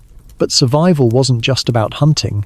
Gathering, though less visible in the record, was crucial. The steppe offered few plants, but humans sought them out. At Dolny Viestonis, dated to 26,000 years ago, hearths contained charred seeds and roots, grasses, chenopods, even berries, evidence of foraging in a sparse landscape. These plants were not abundant but vital, providing vitamins and variety to a meat-heavy diet. A 2022 study of grinding stones from Pavlov, a nearby site, shows wear from processing seeds, suggesting they were pounded into meal or paste. Gathering required knowledge of seasons and soils, knowing where plants clung to life in the tundra's brief summer. Isotopic analysis of human remains offers a window into this diet. At Sunghir in Russia, dated to 31,000 years ago, bones reveal a reliance on terrestrial animals, reindeer, horses, bison with high nitrogen levels indicating a protein-rich diet. But there's diversity too. Some individuals show traces of aquatic resources, like fish or waterfowl, suggesting rivers were exploited when herds moved on. At Predmosty, isotopic data points to seasonal shifts, heavier reliance on mammoths in winter, when their fat sustained groups through lean months, and smaller game or plants in summer. This flexibility was key, allowing humans to adapt as the landscape changed. Migration was woven into their lives. The steppe was not a place to stay, still herds moved with the seasons, and humans followed. At Kostyonki, camps show repeated occupation, with hearths and bone piles suggesting seasonal returns.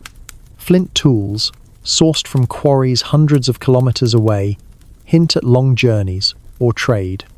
A 2019 study maps these movements, showing bands traveling between river valleys and uplands, tracking reindeer in winter and horses in summer. Shelters, often lightweight and portable, were built for mobility.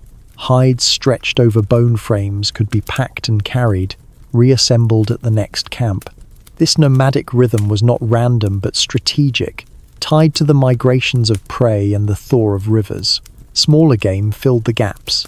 At La Madeleine in France, dated to 14,000 years ago, bones of hares, foxes, and birds show a broadening diet as the Ice Age waned. These animals were not just food but resources: fox pelts for warmth, bird feathers for adornment, nets, their impressions preserved in clay at Pavlov, suggest trapping techniques, capturing small game or fish in bulk. This adaptability allowed groups to stay in one place longer, balancing hunting with gathering and fishing. A 2021 analysis of bone tools from the site includes harpoons, their barbs designed for river fish, showing a nuanced understanding of local ecosystems. The tools of this life were as diverse as the diet. At Predmosti, flint blades were paired with bone points, some engraved with patterns that might have marked ownership or ritual. Spear throwers, found at sites like Abri du Facteur in France, extended the range and force of hunts, their carved handles showing both function and flair. Needles, ubiquitous across Gravettian sites, turned hides into clothing or bags, essential for carrying food or tools on long treks. A 2020 study of toolkits shows specialization: some blades for butchery, others for scraping, others for piercing, reflecting a society where roles were defined, perhaps by skill or tradition. The environment shaped every choice. Pollen records from Dolny Vistonis show a tundra of grasses and low shrubs, with trees rare and winds relentless. Humans adapted by exploiting every resource: mammoth fat for fuel, reindeer sinew for thread, horsehide for shelters. Storage pits, found at Kostionki, were lined with stones to hold dried meat or roots, a hedge against winter's scarcity. A 2023 study of these pits suggests they were sealed with hides, preserving food for months. This foresight was critical, allowing groups to stay in key locations, like riverbanks rich with fish or game trails. Social bonds underpinned this life. Hunting mammoths or driving horses required cooperation, with groups of 10 to 20 working as one. Burials, like those at Sunghir, show a community that honored its own, their dead adorned with ochre and beads, suggesting shared beliefs. These rituals were not just emotional but practical, strengthening ties in a world where survival depended on trust. The diversity of diet and tools points to knowledge shared across generations, with elders teaching the young where to find plants or how to track herds. The animals themselves were more than resources. Mammoths, central to shelters and diets, may have held symbolic weight, their bones arranged in patterns that suggest reverence. At Kostionki, a mammoth skull placed near a hearth might have been a ritual object, its presence a nod to the beast's power. Reindeer, too, appear in art engraved on bone or stone, hinting at a worldview that saw animals as partners in survival. Ochre, found in hearths and burials, likely carried meaning, its red hue tying humans to the blood of their prey or the earth they walked. Seasonal migrations shaped not just diet but culture. Camps like Predmosti were hubs, revisited when herds returned. Artifacts, beads, tools, figurines show consistency across sites, suggesting bands stayed connected, trading goods or stories. A 2022 study of shell ornaments from Willendorf, sourced from distant coasts, maps a network stretching across Europe. These exchanges were not just economic but cultural, carrying ideas about art, ritual, or survival. The Venus figurines, found from France to Russia, share a style that speaks of a shared identity, a way to affirm humanity in a fragmented world. The isotopic record also reveals resilience. At Goyet in Belgium, dated to 27,000–24,000 years ago, human bones show shifts in diet over time, from mammoth-heavy to mixed with smaller game, reflecting changes as the climate cooled. This adaptability allowed them to weather the worsening conditions, leading to the last glacial maximum. Their tools, shelters, and migrations were not static but evolved, responding to a world where nothing was certain. This life of hunting and gathering was not just survival but a way of knowing the world. The Gravettian people read the land, its herds, its seasons, its sparse offerings with a clarity born of necessity. Their blades, nets, and storage pits were tools of survival, but their burials and art were tools of meaning, tying them to each other and the land.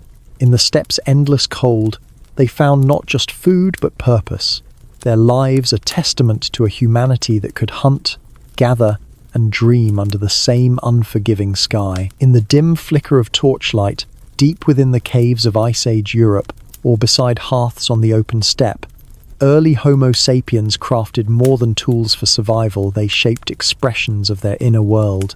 From 40,000 to 15,000 years ago, the Upper Paleolithic was a time when humans left marks not just on the land, but on the very idea of existence.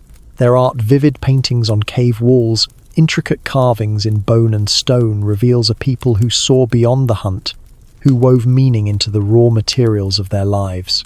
The Löwenmensch figurine from Germany, a fusion of human and lion, stands as a testament to this, hinting at spiritual depths or stories told under starlit skies.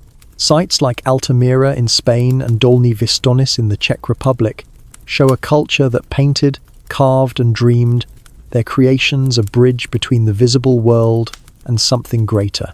The caves were their first galleries. In northern Spain, Altamira's ceiling, dated to around 36,000, 14,000 years ago, bursts with life. Bison charge in herds, their forms rendered in red and black ochre, their contours following the rock's natural curves. These are not crude sketches, but deliberate compositions, with animals layered to suggest movement, their hooves pounding as if in mid-stride.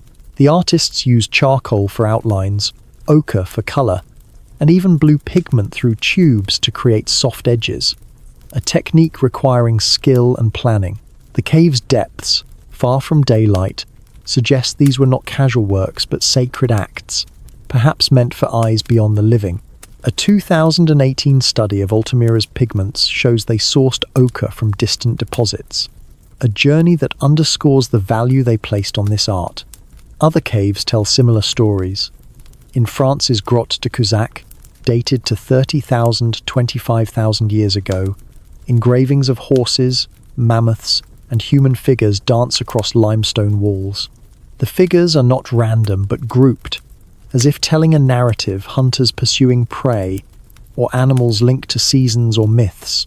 Some images are scratched into the rock, others painted with fingers or brushes made from fur. The effort to work in darkness, by the unsteady glow of fat-burning lamps, speaks of purpose. Were these caves temples, gathering places, or stages for rituals? The silence of the stones offers no answers, but their presence suggests a need to mark the world, to claim a place in its vastness. Portable art was just as profound. The Löwenmensch, found in Hohenstein-Stadel Cave in Germany and dated to 40,000, 38,000 years ago, is a marvel of imagination. Carved from mammoth ivory, this 31-centimeter figure merges a human body with a lion's head, its posture upright yet wild. The craftsmanship is meticulous, tiny incisions mark the mane, polished surfaces catch the light. Creating it took weeks, perhaps months, with flint tools chipping away at the hard ivory. Its meaning is elusive, a shaman embodying animal power, a deity bridging worlds, or a character from a lost tale. A 2020 analysis notes its wear, suggesting it was handled often, perhaps passed around a fire or carried as a talisman. This was not art for display but for connection, a physical link to the unseen. Across Europe, similar carvings abound. At Vogelherd Cave, also in Germany, dated to 41,000, 38,000 years ago, small ivory figures of horses, bison, and felines fit in the palm. Their forms are streamlined, almost abstract, yet capture the essence of each animal, hooves poised, heads turned. These were not mere toys but objects of weight, their surfaces worn from touch. At Dolní Věstonice, dated to 26,000 years ago, clay figurines of animals and humans, fired in hearths, mark the earliest known ceramics. Some were deliberately broken, perhaps in ritual, their fragments scattered like offerings. A bare figurine, its eyes pierced deep, seems to gaze back, a creation that feels alive even now. The Venus figurines, iconic of the Gravettian period, add another layer. The Venus of Hohlfels, dated to 38,000, 33,000 years ago, is a tiny ivory carving with exaggerated hips and breasts, a loop for a head suggesting it was worn as a pendant. Unlike the Löwenmensch, it focuses on the human form, perhaps fertility or femininity itself. Similar figures, from Willendorf in Austria, to Gagarino in Russia, share this style. Their curves are shared language across thousands of kilometers. A 2021 study suggests they were made by women, their forms reflecting pregnancy or motherhood, though others argue they symbolize abundance in a world of scarcity. Their portability, small enough to carry, suggests they were personal, perhaps talismans for luck or protection. Engravings on tools and bones extend this artistic pulse. At Abri-Blanchard in France, dated to 38,000 years ago, limestone slabs bear geometric patterns, grids, zigzags, dots that might have been symbols or early notation. Bone tools from Kostyonki, dated to 27,000 years ago, are etched with animals or abstract lines, their handles decorated not for function but for meaning. A 2019 analysis of these engravings shows consistency across sites, suggesting a shared cultural code, perhaps a way to mark ownership or invoke spirits. These marks were not random but deliberate, a way to weave stories into the everyday. The act of creating art was itself a ritual. Painting a cave wall required preparation, grinding ochre, mixing it with water or fat, crafting brushes or blowpipes. At Altamira, pigment analysis reveals multiple layers, suggesting artists returned over years, adding to their work. Carving ivory, like the Löwenmensch, demanded patience. Flint tools were slow, and a single mistake could ruin weeks of effort. Firing clay, as at Dolní Věstonice, required controlling hearths to reach high temperatures, a process learned through trial and error. These were not solitary acts but communal, with groups sharing the labor, perhaps teaching the young or honoring the skilled. What drove this art? The Ice Age was a world of survival, where time was precious, yet these people invested it in creations that fed no one. The Löwenmensch, with its human-animal form, suggests a worldview where boundaries blurred, where humans and beasts shared a spiritual plane. Cave paintings, often in inaccessible chambers, might have been offerings to unseen forces, spirits of the hunt, ancestors, or the land itself. A 2022 study of Cusac's engravings notes their placement near fissures, as if meant for eyes beyond the human. The Venus figurines, carried or buried, might have been prayers for fertility, survival, or the continuation of the group. These were not just art, but acts of meaning, tying people to each other and their world. The animals in their art were not random. Bison, horses, and mammoths dominate, reflecting the creatures they hunted or revered. At Altamira, bison are painted with such detail, their fur textured, their eyes alert that the artists must have studied them closely. Yet some images, like lions or bears, depict predators rarely hunted, suggesting a deeper role. Were they symbols of power, danger, or kinship? A 2020 study of cave art patterns shows animals often grouped by season, as if mapping migrations or rituals tied to the hunt. The Löwenmensch, blending human and lion, might have embodied this connection, a figure that walked both worlds. Social bonds shaped this art. The consistency of styles, Venus figurines, engraved patterns across vast distances, suggests shared traditions, carried by migrating bands or traded like stories. At Gagarino, a hut filled with figurines and tools, dated to 24,000 years ago, feels like a ritual space, where art was part of communal life. The labor of carving or painting, often requiring multiple hands, points to collaboration. A 2023 study of Altamira's ceiling suggests multiple artists worked together, their styles distinct yet harmonious, like voices in a chorus. Art was not just expression but connection, a way to affirm identity in a fragmented world. The spiritual dimension is inescapable. The placement of art in caves, far from daily life, suggests a sacred purpose. At Cusack, human figures are rare, but one engraving a woman with exaggerated hips mirrors the Venus figurines, linking cave and portable art. Ochre, used in paintings and burials, likely carried ritual weight, its red hue evoking life or blood. The broken figurines at Dolní Věstonice, shattered in hearths, might have been offerings, their destruction a release of power. The Löwenmensch, worn from handling, feels like a relic, passed through generations or revered in ceremonies. This art was not static but evolved. Early Aurignacian works, like the Löwenmensch, are abstract, blending forms. Later Gravettian art, like the Venus figurines, focuses on the human, while Magdalenian paintings, like Altamira's Empire, are vivid and narrative. This progression mirrors a growing confidence, a culture finding its voice. A 2021 study notes the increasing complexity of engravings, from simple lines to intricate scenes, suggesting stories grew richer over time. The legacy of this art is its humanity. The Löwenmensch, staring across 40,000 years, speaks of a mind that imagined beyond the visible. The paintings of Altamira, glowing in torchlight, capture a world alive with movement and meaning. The figurines, carried or buried, were not just objects but companions, tying people to their beliefs. In the cold of the Ice Age, where survival demanded every moment, these people chose to create, to paint, to carve. Their art was not a luxury but a necessity, a way to make sense of a world both beautiful and brutal, to tell stories that still echo in the caves and in us. In the frost-bitten expanse of Ice Age Europe, where the wind carved paths through snow and the steppes stretched endless under a pale sky, human survival was not a solitary act.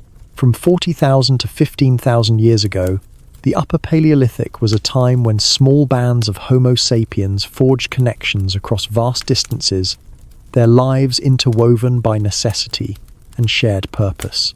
These were not isolated wanderers but communities linked by threads of trade, exchange, and shared traditions, their bonds as vital as the fires that warmed their camp. The presence of Baltic amber in southern caves, marine shells in inland valleys, and flint from distant quarries tells a story of movement and connection, a web of social networks that stretched across the icy landscapes. Sites like Willendorf in Austria and Kostyonki in Russia reveal a people who carried goods, ideas, and stories, binding their scattered groups into a resilient whole. The Upper Paleolithic world was one of motion. The landscape tundra, steppe, and sparse forests demanded mobility, with bands following herds of reindeer and horses or seeking shelter in river valleys. Yet this movement was not random. It was guided by relationships that transcended local camps.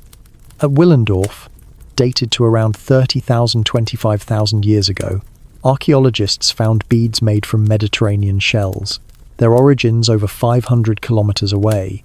These were not casual finds but deliberate imports, carried across mountains and plains, their presence suggesting trade or travel. A 2021 study of these shells traces their source to coastal regions, indicating that Gravettian people either journeyed to the sea or traded with those who did. Amber, glowing like frozen sunlight, is another clue. At Dolní Věstonice in the Czech Republic, dated to 26,000 years ago, small amber beads appear alongside local flint tools. Chemical analysis links this amber to the Baltic coast, over 800 kilometers north. Harvesting amber required knowledge, knowing where tides washed it ashore or where to dig it from glacial deposits. Its journey south, whether carried by a single band or passed through many hands, speaks of a network that valued such treasures. Amber was not food or shelter, but its presence in graves and hearths suggests it held meaning, perhaps a symbol of status, a ritual object, or a token of alliance. Flint, the backbone of their toolkit, travelled too. At Kostyonki, dated to 32,000 to 27,000 years ago, flint blades were crafted from stone sourced from quarries 200 kilometers away. A 2019 study maps these sources, showing how specific types of flint, high quality, glassy, and sharp, moved across regions. This was not a matter of chance.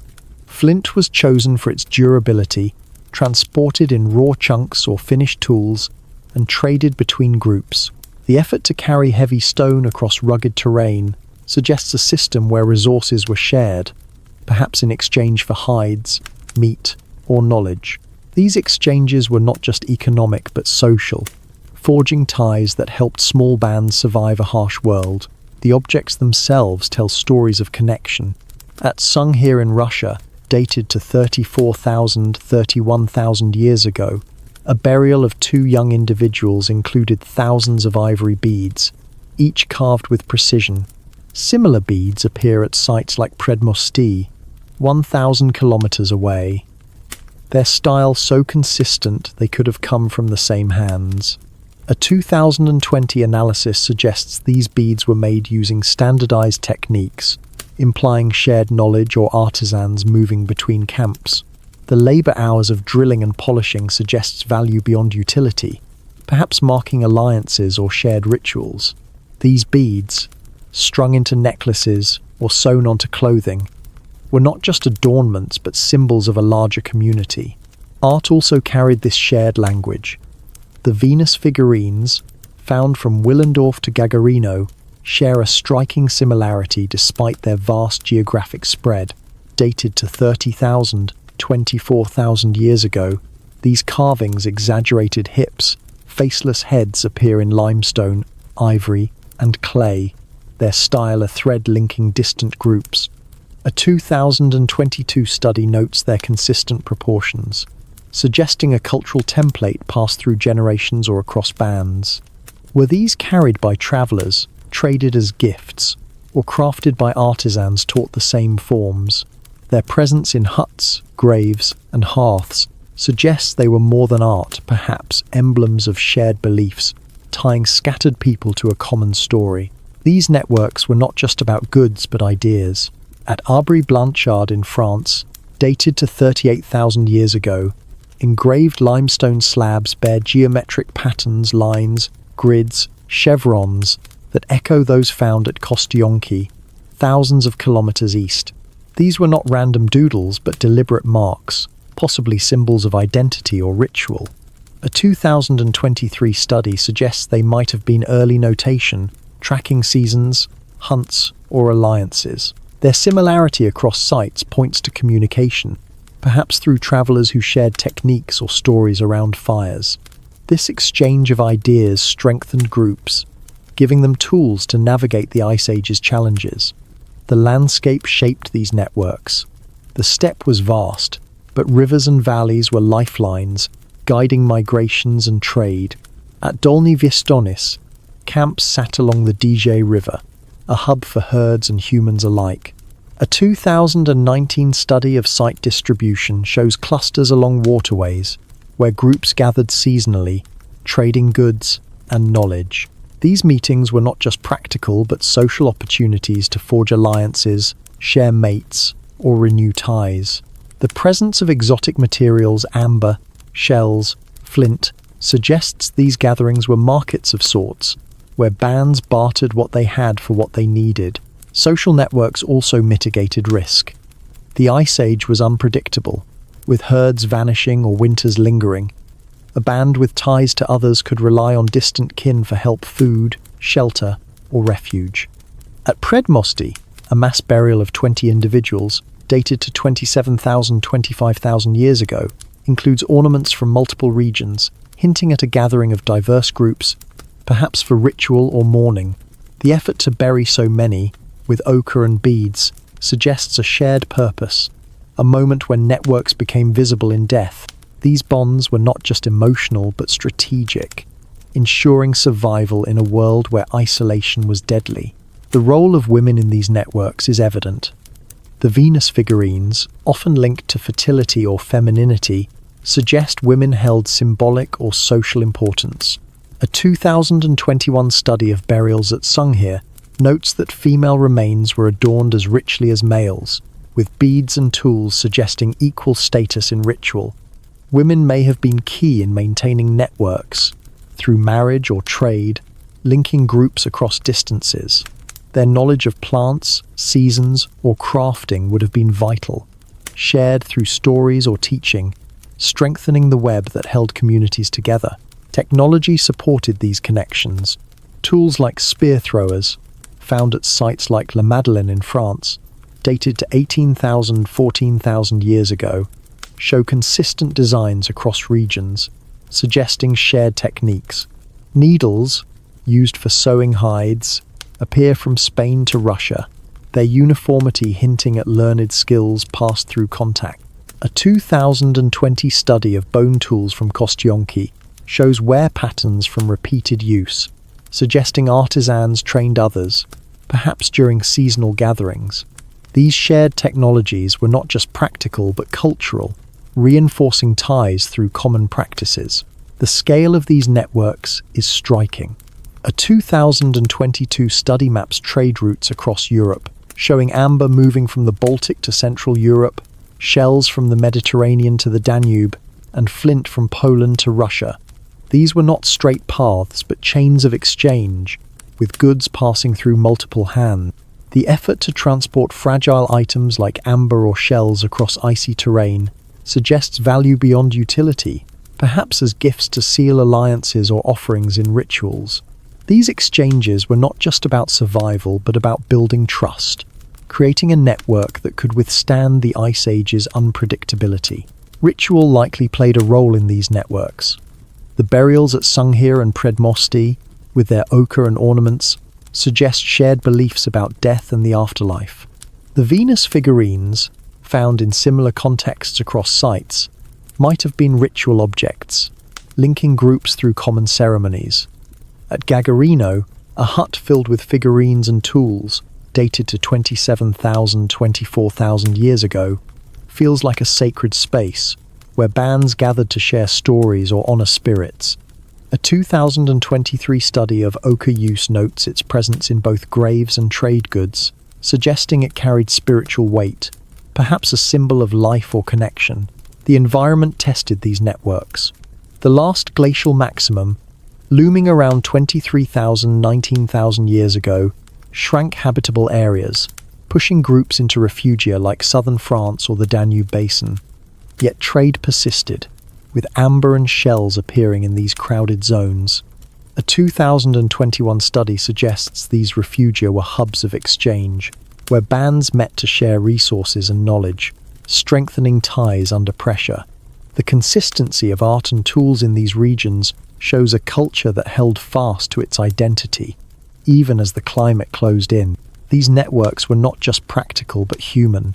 The beads, figurines, and tools carried stories of the hands that made them, the journeys they took, the fires where they were traded.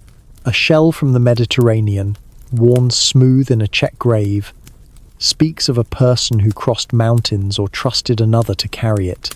An amber bead, glowing in a Russian hearth, tells of a bond that stretched across the steppe. These were not just objects, but promises, tying scattered bands into a community that could face the cold together. The legacy of these networks is their resilience. In a world where survival hung by a thread, the Gravettian and later peoples built connections that spanned continents. Their trade in amber, shells, and flint was not just commerce but a lifeline, a way to share knowledge, resources, and hope. The similarity of their art, from figurines to engravings, shows a shared spirit, a culture that found strength in unity. Across the icy landscapes of Ice Age Europe, these social networks were as vital as fire, a web of human bonds that warmed the soul against the endless cold. As the Ice Age reached its fiercest peak, around 23,000 to 19,000 years ago, Europe became a crucible of cold, where glaciers crept south and the steppe turned brittle under relentless frost. This was the last glacial maximum, LGM, a time when the climate tested the limits of human endurance, squeezing life into pockets of survival known as refugia. In places like southern France, the Iberian Peninsula, and the Danube basin, Homo sapiens found shelter in valleys and caves, their numbers concentrated in ways that reshaped their world. These were not just places to endure but crucibles of change, where denser communities sparked bursts of ingenuity. From sharper tools to richer rituals, sites like La Madeleine in France and Altamira in Spain reveal a people who, under pressure, wove survival into innovation. their lives a testament to resilience in a world that seemed determined to freeze them out. The LGM was not a sudden freeze, but a deepening cold that reshaped the continent. Ice sheets blanketed northern Europe, stretching as far south as modern Germany, while permafrost locked the ground in a vice. The steppe, once vast and grassy, became a tundra of sparse vegetation, with winds that scoured exposed skin. Pollen records from sites like Les Izes in France show a landscape dominated by hardy grasses and shrubs, with trees nearly vanished. Temperatures plunged, averaging 10.15 degrees Celsius lower than today, and summers were brief, barely softening the ground. Herds of reindeer and horses dwindled or migrated south, forcing humans to follow or adapt. A 2021 study of climate data suggests the LGM was not uniform but pulsed with brief thaws, offering fleeting windows for survival that demanded quick thinking. Refugia were the heart of human survival. Southern France, with its limestone caves and sheltered valleys, became a haven. The Dordogne region, home to sites like La Madeleine and Abri-Pataude, saw clusters of camps, their hearths glowing against the cold. The Iberian Peninsula, milder but still harsh, hosted sites like El Mirón, dated to 20,000, 18,000 years ago, where humans carved out lives along coastal cliffs. The Danube Basin, including caves like Willendorf, offered fertile plains despite the encroaching ice. These refugia were not random but chosen for their resources: rivers for fish, caves for shelter, and game trails for hunting. A 2020 study maps these zones, showing denser human presence than in earlier periods, with camps spaced closer together, sometimes just kilometers apart. This concentration reshaped society. Where once small bands roamed vast distances, the LGM forced groups into tighter quarters, fostering interaction. At La Madeleine, dated to 18,000, 14,000 years ago, archaeologists found multiple hearths in a single cave, suggesting families or clans shared space. The density of artifacts, tools, beads, bones points to a bustling community, where skills and stories were exchanged daily. A 2022 analysis of site layouts shows shelters built closer together, their bone and hide frames overlapping, as if space was precious. This crowding was not just practical but transformative, sparking a cultural flowering that defined the Magdalenian period, which emerged during and after the LGM. Tools became sharper, more specialized. At Abri-Pataude, flint blades were crafted with micro-precision, some so small they were set into composite tools like harpoons or spears. A 2019 study of these blades shows pressure flaking techniques, producing edges fine enough to pierce thick hides. Bone tools, like needles and harpoons, proliferated, their designs standardized across sites, suggesting shared knowledge. At El Mirón, a harpoon with barbed points, dated to 19,000 years ago, shows wear from fishing, a sign that rivers became vital as terrestrial game grew scarce. These innovations were not just technical but social, born from groups living close, teaching each other, and refining their craft under pressure. Art flourished in this crucible. The caves of Altamira, dated to 20,000, 14,000 years ago, bear paintings of bison, horses, and deer, their forms so vivid they seem to breathe. The artists used ochre and charcoal, blending pigments to create depth, and sculpted cave walls to enhance shadows, giving animals a lifelike presence. These were not casual works but communal efforts, requiring teams to gather materials, mix paints, and work by torchlight in deep chambers. A 2021 study notes the layering of images, suggesting caves were revisited over generations, their walls a living canvas. This art was not just beauty, but purpose, perhaps invoking success in the hunt or honoring the animals that sustained them. Portable art also thrived. At La Madeleine, small carvings of animals, reindeer, ibex, even fish were etched on bone or antler, their forms polished from handling. These were not mere decorations, but objects of meaning, perhaps carried as talismans or used in storytelling. A 2020 analysis of a horse carving shows incisions so fine they required magnifying stones, a technique that speaks of skill honed in community. Engravings on tools, like spear throwers at Les Eyes, bear geometric patterns grids, waves that might have been symbols of group identity or ritual. These creations suggest a people who, despite the cold, found time to express a shared vision. Burials reflect this growing complexity. At El Miron, a woman's grave, dated to 18,700 years ago, was marked with red ochre and adorned with beads, her body placed in a niche painted with abstract signs. The effort to prepare such a burial, digging in frozen ground, gathering pigments, points to a society with rituals that bound them together. At La Madeleine, a child's burial, dated to 18,000 years ago, included flint tools and shell beads, suggesting care across generations. A 2023 study of these graves notes the diversity of offerings, from animal teeth to carved stones, hinting at roles, hunters, artisans, perhaps spiritual leaders within the group. These acts were not just mourning, but a way to affirm community in a shrinking world. Diet adapted to the LGM's constraints. Isotopic analysis from Abri Pataud shows a reliance on reindeer and fish, with mammoth less common as herds dwindled. A 2021 study of human bones reveals traces of aquatic resources, salmon, trout, indicating rivers became lifelines when terrestrial game grew scarce. Small game, like hares and birds, also rose in importance, their bones piling up at Les Eyes. Charred seeds and roots in hearths suggest foraging persisted, with groups scouring the tundra for edible plants. Storage pits, lined with stones at El Miron, held dried fish or meat, a hedge against winter's hunger. This flexibility, born of necessity, was honed in refugia, where shared knowledge meant survival. Social networks tightened under the LGM's pressure. The presence of Mediterranean shells at Willendorf, over 1,000 kilometers from their source, shows trade persisted despite the cold. Amber from the Baltic, found at Les Eyes, suggests connections across a shrinking continent.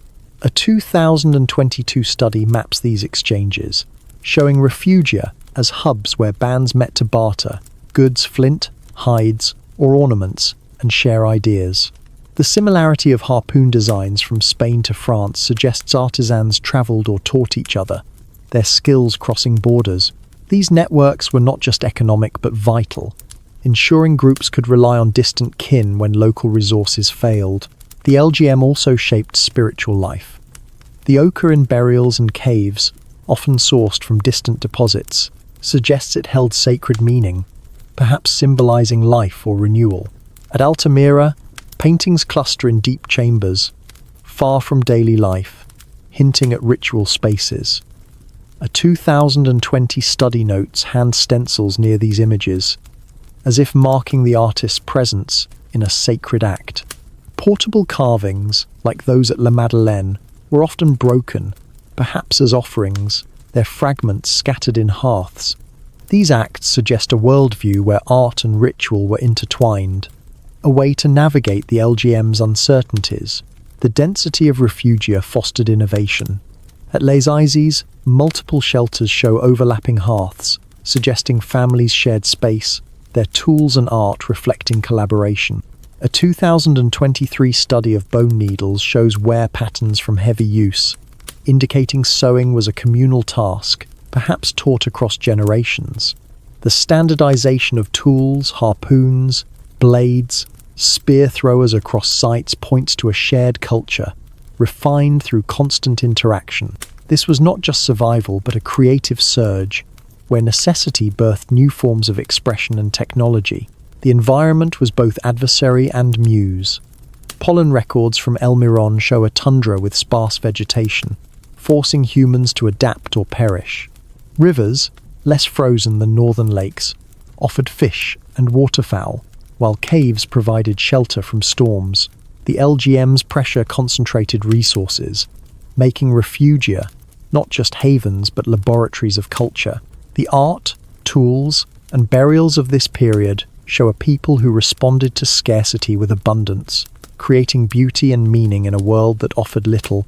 As the LGM waned, around 19,000 years ago, its legacy endured. The Magdalenian culture, emerging in its wake, carried forward the innovations of the refugia, sharper tools, richer art, stronger networks. Sites like Altamira and La Madeleine became beacons of this new era. Their caves and carvings are testament to a people who thrived under pressure. The LGM was not just a trial but a catalyst, forcing humans to live closer, think deeper, and create boldly. In the refugia of southern France and beyond, they built not just shelters but a culture that would echo through the ages. A spark of humanity kindled in the deepest cold. As the echoes of the Ice Age fade, we stand at the edge of a story that spans 45,000 to 10,000 years ago, a saga of Europe's earliest Homo sapiens, known to us as Cro-Magnon. They were not a separate kind, not a distant other, but us, our own species, with minds as sharp and hearts as hopeful as ours. Their lives, etched in the flint they shaped, the caves they painted, and the bones they buried, are not mere relics but a foundation, the first threads of a tapestry that became modern human culture. From the frost-bound steppes of Russia to the river valleys of France, their tools, art, and survival strategies speak of resilience, creativity, and a deep bond with a world both brutal and beautiful.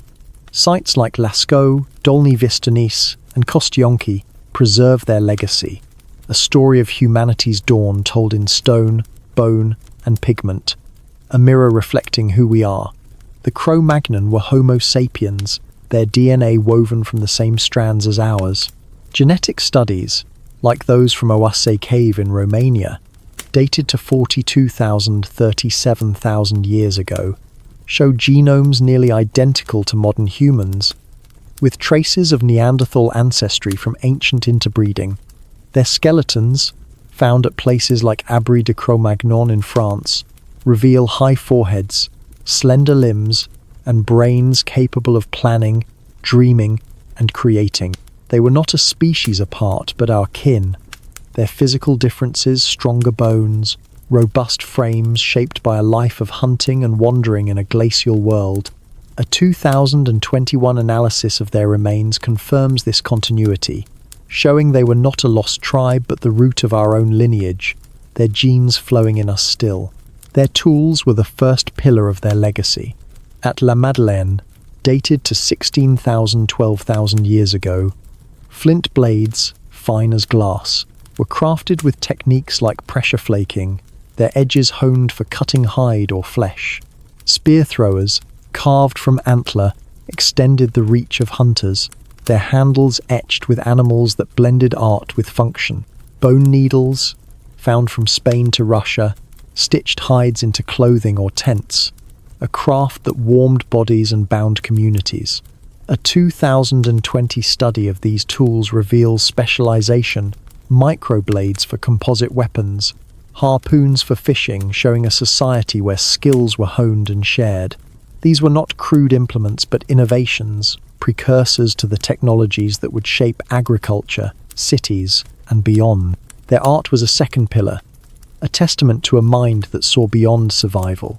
The murals of Lascaux, dated to 17,000 to 15,000 years ago, burst with aurochs and deer, painted with ochre and charcoal in chambers lit by fat lamps.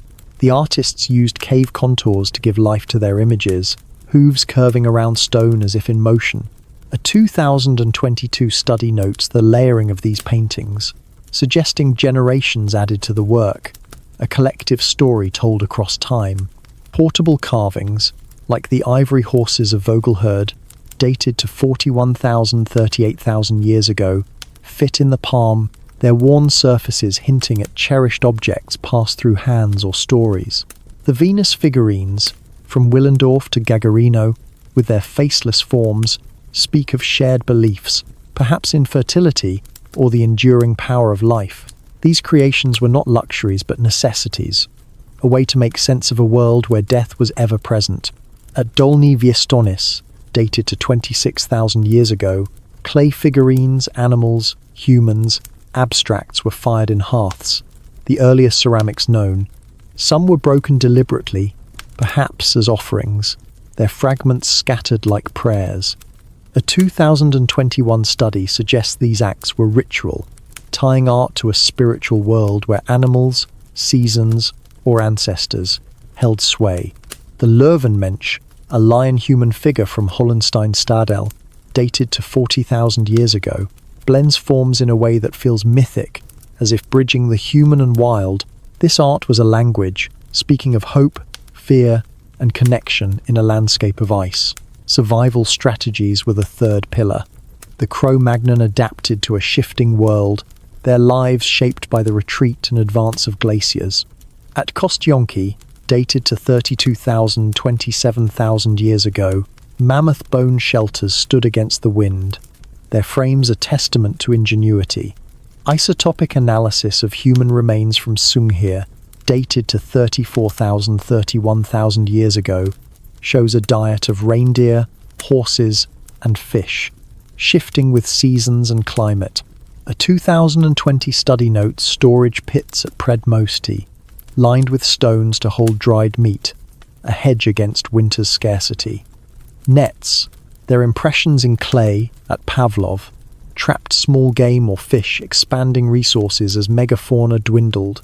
These strategies, hunting, gathering, storing, were not just survival but foresight, a blueprint for resilience that echoes in modern planning. Social networks wove these skills into a broader tapestry. Marine shells at Lazise, over 200 kilometers from the coast, and Baltic amber at Altamira show trade across vast distances. A 2023 study maps these exchanges, revealing a web linking France, Spain, and Russia. Burials, like those at Sunghir with thousands of ivory beads, suggest shared rituals, their ochre-stained bones a mark of communal belief. The consistency of tools and art, harpoons, figurines, engravings across regions points to a shared culture, carried by travelers or taught at seasonal gatherings. These networks were lifelines, ensuring groups could share resources, knowledge, or refuge when the cold pressed hard. The last glacial maximum, from 23,000 to 19,000 years ago, tested this resilience, forcing humans into refugia like southern France. Here, at sites like La Madeleine, denser settlements sparked innovation, sharper tools, richer art, tighter bonds. As the ice retreated, the Magdalenian culture, from 17,000 to 10,000 years ago, carried these advances north, their spear throwers and murals a flowering of creativity. A 2021 study notes the spread of harpoon designs, identical from Spain to Germany, showing a culture that thrived on connection. This adaptability, born in the crucible of the LGM, laid the groundwork for later societies, where mobility and exchange became cornerstones. Their spiritual life was as vital as their tools. The ochre in graves and caves, sourced from distant deposits, suggests a belief in something beyond the visible life, blood, or renewal. At El Mirón, a burial dated to 18,700 years ago, was marked with red-painted stones, as if tying the dead to the earth. Cave paintings, like those at Niao, placed in deep chambers, feel like offerings, their animals perhaps invoking the hunt or honoring the wild. A 2022 study of broken figurines at Dolny Viestanis suggests ritual destruction, a release of power or prayer. These acts were not separate from survival but part of it, giving meaning to a world of constant challenge. The Cro-Magnon's legacy is not just in what they left, but in how they lived. Their tools foreshadowed our technology, blades and needles as precursors to knives and thread. Their art, from Lascaux's murals to portable carvings, speaks of a need to create, a spark that burns in galleries today. Their networks, linking distant bands, prefigure our global connections, where ideas and goods flow across borders. Their survival strategies, tracking herds, storing food, adapting to change, are echoed in our own planning, from agriculture to urban systems. A 2020 study of their genetic legacy shows their DNA in modern Europeans, a quiet proof that their story is ours. Sites like Lascaux, with its galloping horses, or Sunghear, with its bead-strewn graves, are not just relics but voices. The Leuvenmensch, staring across 40,000 years, speaks of a mind that imagined beyond the immediate. The shelters at Kostionki, built from mammoth bones, show a people who turned adversity into architecture. The Venus figurines, carried or buried, were not just art but anchors, tying humans to their hopes. These traces, bones, stones, pigments, are a narrative, telling of a people who faced a frozen world and chose to create, connect, and endure. Their story is preserved in the earth itself. At Predmosty, mammoth bones lie in heaps, their cut marks a record of hunts and homes. At Altamira, paintings glow with a vitality that defies time, their colours vivid despite millennia. At Dolny Vistonich, clay figurines, fired in ancient hearths, are fragile yet eternal, their forms a testament to human hands. A 2023 study of these sites notes their density, suggesting a culture that left deep roots, its impact felt across continents. The Cro-Magnon were not a fleeting presence but a foundation, their innovations shaping the path to modernity. This legacy is not just archaeological but human. They were us Homo sapiens who looked at a world of ice and saw possibility. Their tools cut through hide and history, their art painted dreams on stone, their networks wove a web of survival. They hunted, loved, mourned, and created, their lives a mirror of our own. In the caves, bones, and stones they left behind, we see not a distant past but a reflection, a reminder that the spark of humanity, resilient, creative, connected, was kindled in the cold and burns in us still. Lamthe now de grok korthe jup.